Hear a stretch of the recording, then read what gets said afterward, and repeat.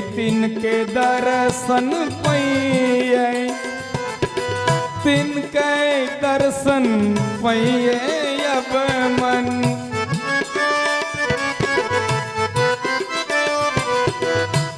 આમ જો આવું સરસ કીર્તનનું ગાન થતું હોય